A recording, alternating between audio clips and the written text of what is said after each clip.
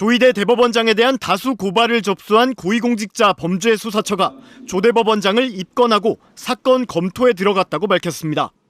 공수처 관계자는 오늘 열린 정례 브리핑에서 조 대법원장 입건 사실과 관련해 아시겠지만 관련 고발건이 한두 건이 아니다. 일부는 수사 4부와 수사 3부에 있다고 밝혔습니다. 이어 조 대법원장이 피의자 신분이 맞느냐는 질문에도 고발된 사건이 워낙 많다며 아시겠지만 저희는 고발이 되면 자동 입건되는 시스템이라고 답했습니다. 조 대법원장은 앞서 일부 시민단체 등에서 이재명 대통령 사건 파기환송 선고와 관련해 직권남용 혐의로 고발당했고 윤석열 내란 재판 배당과 관련한 의혹 등으로도 공수처에 고발된 상태입니다. 이에 따라 피고발인인 조 대법원장을 입건하고 수사부서에 배당해 검토 중이라는 뜻으로 해석됩니다. 한편 공수처 관계자는 룸살롱 접대 의혹을 받는 지귀현 판사 사건에 대해서는 수사팀에서 한창 수사하고 있다며 다만 처분 시기 여부는 말하기 어렵다고 밝혔습니다. 이 관계자는 지판사에 대한 압수수색 보도 이후 진전된 상황이 있느냐는 질문에는 보도가 없었던 걸로 봐서는 여기서 말하기는 곤란하다. 추가 보도는 없는 것으로 안다고 말을 아꼈습니다.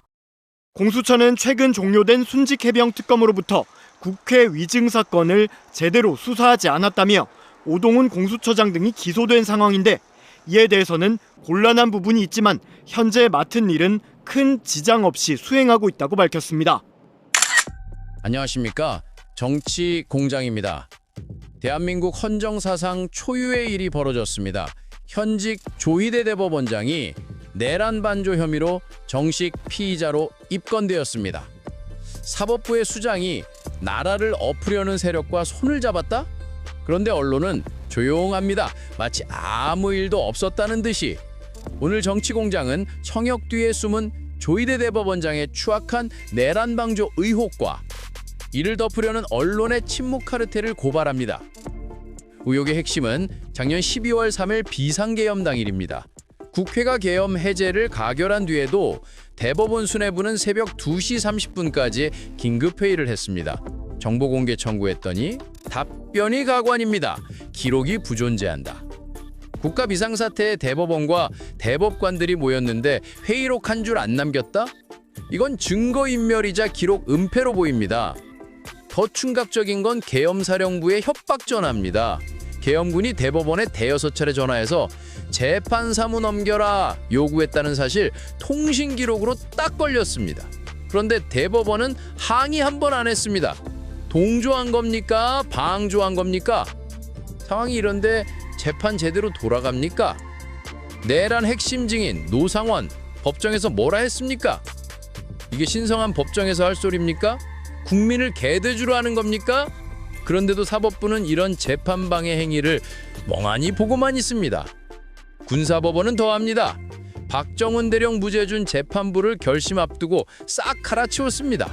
정기 인사 핑계대지만 누가 봐도 판결 늦추려는 고의적 시간 끌기로 보입니다. 현직 대법원장이 내란 피의자인데 뉴스에 도배가 돼야 정상 아닙니까? 그런데 조용합니다. 김경호 변호사 말 맞다나 명백한 침묵의 카르텔입니다. 사법부 권위가 무너지면 자기들 기득권도 다칠까봐 쉬쉬하는 겁니다. 대법원장은 건들면 안 돼라는 성역화, 이게 바로 대한민국 언론의 현주소입니다. 국민들은 바보가 아닙니다. 사법정의가 바로 서는 그날까지 정치공장은 끝까지 감시하겠습니다. 진실의 힘을 믿습니다. 정치공장이었습니다. 감사합니다. 혹시 여러분 알고 계셨습니까? 현직 대법원장 신분으로는 최초로 조희대 대법원장이 입건이 됐습니다. 대개 이제 피의자로 전환이 되는데요. 조희대 대법원장 물론 이미 여러 건으로 고발을 당했고 입건이 된 상황이었습니다. 자, 예를 들면 조희대 대법원장 윤석열 내란 재판을 지정 배당한 것이 아니냐, 꽃기 배당한 것이 아니냐라는 의혹을 받고 있고요. 이 건으로도 고발이 됐습니다. 지금 수사부서에 배당이 된 상태라고 하고요. 뭐 이뿐만은 아닙니다. 아니라 지난해 12월 3일 비상계엄 선포 사태와 관련해서 내란에 동조하거나 방조한 혐의로 또 고발이 된 바가 있습니다. 여러 건 중에 피의자 신분인 조희대 대법원장이 아마 가장 뼈아프게 느끼는 부분이 바로 이제 지금 말씀드린 내란에 동조했거나 방조했다라는 혐의와 관련된 게 아닌가 싶은데요. 일단 저희가 준비한 영상을 하나 보시고요. 임태훈 소장님을 전화로 연결해 보도록 하겠습니다. 일단 영상 함께 보시죠. 그 조희대 대법원장 입건됐다는 사실 알고 계셨습니까? 저는 몰랐습니다. 아 그래요? 네, 예. 저희가 사실 이제 네. 일반적으로 입건만 네. 가지고 그렇게 표현하기는 조금 예. 어렵고요. 누군가 고소 고발하면 내 예. 고발의 입건이 예. 되니까 근데 그것만 그분 가지고는 피의자 전환을 냈다는데 그건 사실 확인이 안 된 거죠? 입건됐으면 일반적으로 예. 피의자이긴 예. 하죠. 신분 예. 자체가 예. 형사소송법상은. 근데 이제 그것만 가지고 곧바로 우리가 뭐 물러나야 된다 예. 혹은 이해충돌이라고 바로 평가하기는 어렵지만 예. 그런데 범죄의 가능성이나 정황들을 보면 예. 이미 매우 의심스러운 상황이었던 네. 거죠. 예. 그리고 아까 말씀드렸던 제가 12.3 비상계엄 때 윤석열 편을 들어주는 예. 속보를 냈던 것들 이런 것들을 보면 최소한 네. 이 불법 비상계엄 그러니까 내란에 중요임무종사까지는 아니더라도 부하 수행까지는 방조 역할을 하는 예. 역할을 했다고 저는 봅니다. 네, 지금 영상 함께 보셨는데요. 이제 일단 뭐 김용민 의원도 방송을 통해서 처음 들었다고 하고 입건된 소식에 대해서는 잘 듣지 못했다라는 이야기를 하고 있습니다. 그러면 이제 직접 조희대 대법원장을 고발한 군인권센터 임태훈 소장님 전화로 연결해서 이야기를 좀 들어보도록 하겠습니다. 네, 일단 저희가 지금 조희대 대법원장의 입건 소식을 좀 전해드리고 있는데 고발을 하신 입장이잖아요, 임태훈 소장님이? 네, 저희가 고발을 했죠. 네, 어떤 혐의로 고발을 하셨습니까? 일단 저희가 그냥 근거 없이 고발한 건 아니고요. 네. 그 대법원장의 지시로 그날 계엄 당일 네. 그 긴급 간부회의 소집을 했어요.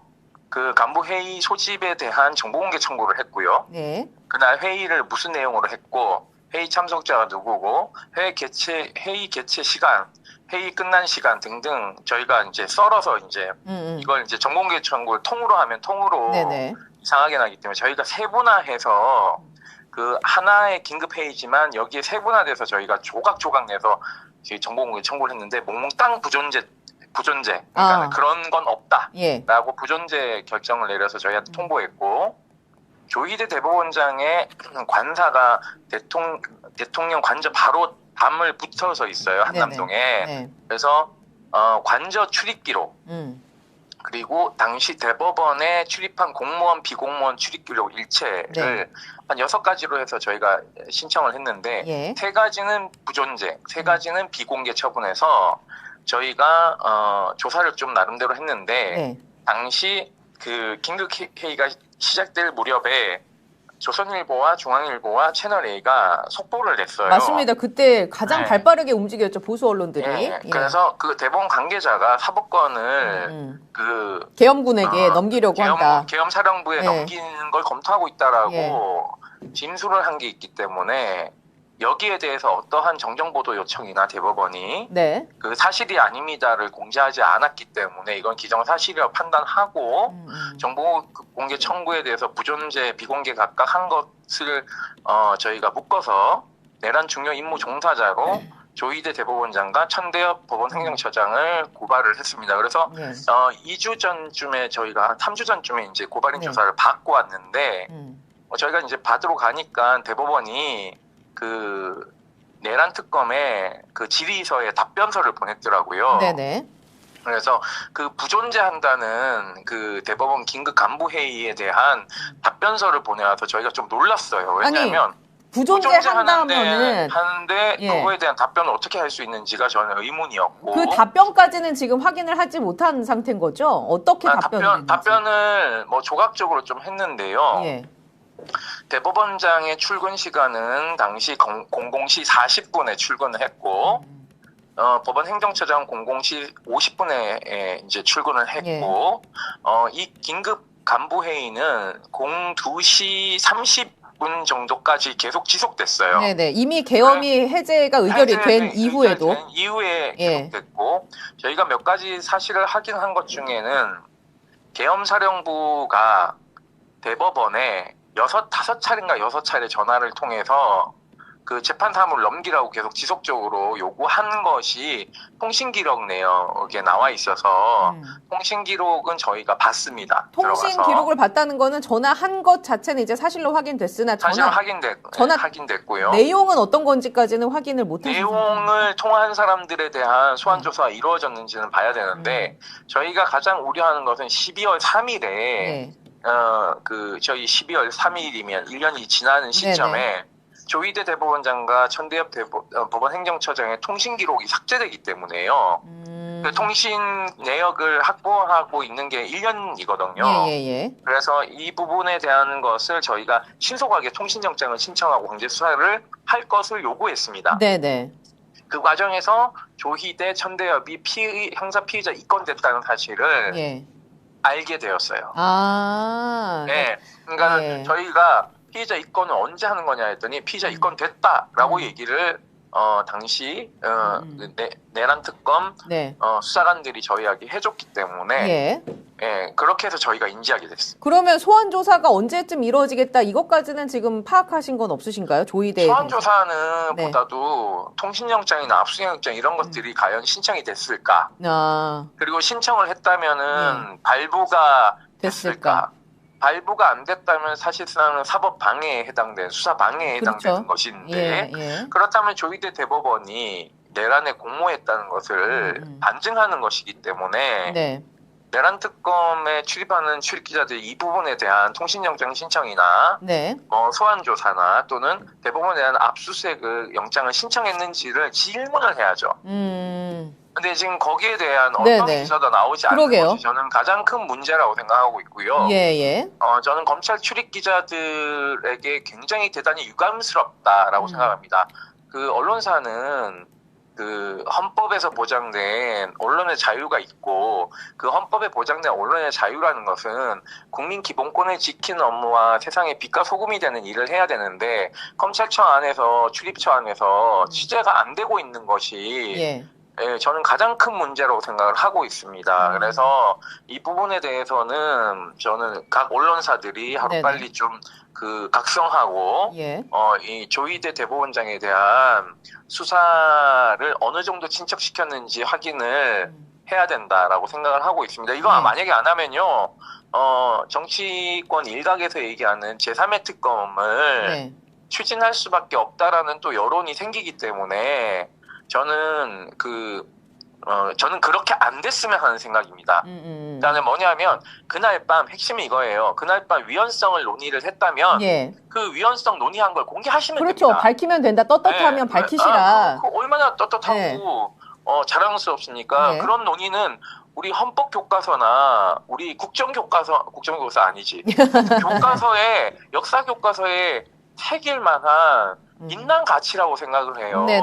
그런데 지금 앞으로는 위헌성 논의를 검토했다 그러면 뒤로는 부존재한다 그러고 있고 그리고 당일날 밤에는 아무 얘기도 안 하고 새벽 6시쯤 천대엽이 법원 내부망에 이상한 소리나 하고 있고 지금 이때까지 단 한 번도 그 내란에 대한 입장을 밝히지 않고 지금 와가지고 사법 독립 얘기하면서 법원장들 끌어모아가지고 포도대장들 끌어모아가지고는 무슨 무력 시위하는 것도 아니고 정권에 대해서 그러니까 저는 이것이 조희대 대법원이 제2의 내란을 흑칭하는 짓이다. 헌법 문란 행위다. 아울러서 내란 특별재판부에 대한 그 위헌 얘기를 하는 것도 저는 어불성설이다. 아니요, 어불성설은 아니고 사법부는 이렇게 얘기해야 되는 거죠. 사법 불신이 강한 국민들의 질책을 겸허히 받아들이고 공정한 재판을 하기 위해서 이제 정치권이 추진하는 내란 전담 재판부에 대한 위헌성 소지를 최대한 최소화해서 재판이 공명정대하게 이루어질 수 있도록 입법부와 논의하겠다라는 게 사법부 독립의 요체인 거죠. 그렇게 나와야 한다. 왜냐하면 입법부, 사법부, 행정부는 세 개의 바퀴로 우리 민주공화국이 돌아가는 시스템 중에 하나인 겁니다. 그러면 행정부는 내란이 일으켰기 때문에 탄핵을 당했고 파면됐고요. 입법부도 거기에 대해서 계엄 해제를 시켰습니다. 그럼 사법부가 답변해야 될 건 1년 동안 왜 내란범 한 명조차 선고가 없었는지에 대한 자기 성찰과 반성이 있어야 되는데 그거 없이 사법 독립성만 얘기하고 있으니까 국민들이 그걸 납득하지를 못하는 겁니다. 예, 알겠습니다. 예. 자, 그러면은 그 언론에서 굉장히 조용하다 이런 얘기를 해주셨는데. 그리고 이 네. 와중에 네. 지금 국방부 중앙군사법원의 그 내란을 그 재판하는 재판부가 네. 지금 교체된다는 발표가 있어요. 예. 이 재판부는 그 박정훈 대령에게 무죄를 준 재판부이기도 합니다. 네. 지금까지 재판을 열심히 해왔는데 재판장을 교체를 해버리면 처음부터 다시 시작해야 되는 그 교체- 상황이 발생한 거죠. 는 왜 한답니까? 국방부에서? 그러니까 정기 인사라서 정기 인사다? 하는 건데 네. 국방부 규정에 따르면 중요한 재판이 있으면 네. 이 정기 인사를 장관의 재량으로 조금 늦출 수는 있어요. 예. 그런데 그런 행위를 하지 않고 지금 바로 그 정기 인사다라고 해서 이 재판부를 교체하는 것은 사실상 내란 재판에 대한 간섭이라고 생각하고 있습니다. 그렇기 때문에 예. 이 인사 조치는 조속히 철회해야 된다는 게 군인권센터의 입장입니다. 소장님 지금 조이대 입건 얘기하다가요. 이제 국방부 왜냐하면 네. 이게 내란 재판의 첫 재판의 스타트를 지금 속도대로라면 그 국방부 중앙군사법원이 네네. 처음 하게 되는 거예요. 예, 예. 그러니까 이 판결이 먼저 나와야지만이 직위원이 장난을 못 친다는 거예요. 바로미터 기준점이 될 수 있다. 국방부 예, 중앙군사법원. 예. 여기를 교체하는 것은 굉장히 이상스러운 거죠. 네, 여기에는 네네. 그 국방부 장관 밑에 있는 예. 이걸 그 인사하는 위원회가 있어요. 이 위원회도 사실상 내란에 가담한 사람이 없다고는 장담 못하는 거 아닙니까? 네네. 의도의 명확성이 이상하잖아요. 왜냐하면 얘가 재판을 다 했고 거의 결심에 이르렀는데 선고를 안 하고 교체하는 것은 이상한 거죠. 오히려 내란을 청산하기 위해서는 이러한 중요한 재판은 다시 시작해서 리셋하는 것은 매우 그 부적절하니 네네. 인사를 선고 때까지 보류하는 것이 정상적인 인사 행위인데 근데 지금 비정상적인 인사를 하고 있지 않습니까? 그렇죠. 네, 알겠습니다. 이것도 비판받아 마땅하다라고 예. 생각하고 있습니다. 이제 그 공수처에서 사실 이게 최초 입건은 아닙니다. 과거에도 여러 건이 있고요. 네, 오늘 네. 이제 뭐 사대행위라고 하는 그 이제 김한배 대표님한테 이제 여쭸더니 이미 5월 달에 공수처 입건이 됐고요. 그때 당시 입건된 것은 어떤 걸로 입건이 된 겁니까? 그때 당시에는 이제 그 대선 개입 사건, 대선 개입 사건과 한 4-5건 하셨대요. 예, 예. 근데 이제 대선 개입 사건과 그 다음에 이제 그 뭐 4인 회동 그런 부분들 의혹에 대해서 이제 고발을 하셨고 그 다음에 이제 여러 가지 관련한 재판 이거 관련한 부분들을 했는데 이제 그 사실 배당 관련해서는 고발을 하시는 게 아니라고 예. 하더라고요. 근데 이것이 공수처에 이제 그 고발을 했고 사실상 거의 즉시 입건이 돼서 공수처에는 사건이 있었는데 그러니까 이제 고발이 됐다고 해서 피의자 신분으로 바로 전환이 전환이 됩니다. 되는 것도 네. 있고 이제 내사를 좀 하다가 아니에요. 그러니까 이 배당이 예. 된다는 사건 번호가 이제 부여가 발생을 된다. 하면은 예. 이제 그 즉시 이제 피의자 신분이 예. 되는 것이고 이게 어떻게 됐냐면 이 사건들이 어떻게 됐습니까? 오늘 오전에 이제 여쭸더니 이게 내란 특검으로 전부 공수처가 이첩을 하셨답니다. 그래서 이제 그렇게 돼서 이제 임태원 소장님은 그 내란 특검이 직접 고발하셨고 예. 이제 지금 남아 있는 그 조이대 관련 사건들은 이제 내란과 관련이 있는 것 같다라고 했던 부분들을 이제 공수처가 네네. 판단을 해서 내란 특검에 지금 이첩을 해둔 상태다. 예. 근데 이런 부분들 중에서 이제 직접 계엄 그날에 발생했던 부분만 1차적으로 내란 네. 특검에 이제 확인을 하고 있는 것 같고 아무래도 현직 대법원장에 관해서 본인들도 공소를 이제 유지를 하고 있는 상태다 보니 이제 그 대법원장에 대해서 막 수사를 하겠다라는 게 좀 사실상 예민한 상황인 것 같아요. 그래서 이제 그 당시에도 어떤 식으로 얘기를 했냐면 조사를 하고 있고 조사를 하다가 필요하면 수사를 하겠다. 이런 정도로 이제 네네. 그 특검보가 말씀하신 것으로 이제 기억을 합니다. 알겠습니다. 자, 그러면 우리 김대호 기자에게는 이 측면을 한번 물어보겠습니다. 지금 기사가 많지가 않아서요. 예. 일단 이걸 제가 좀 정리를 해볼 텐데 김경호 변호사가 이 관련해서 페이스북에 글을 올린 게 있는데요. 뭐라고 이야기를 했냐면요.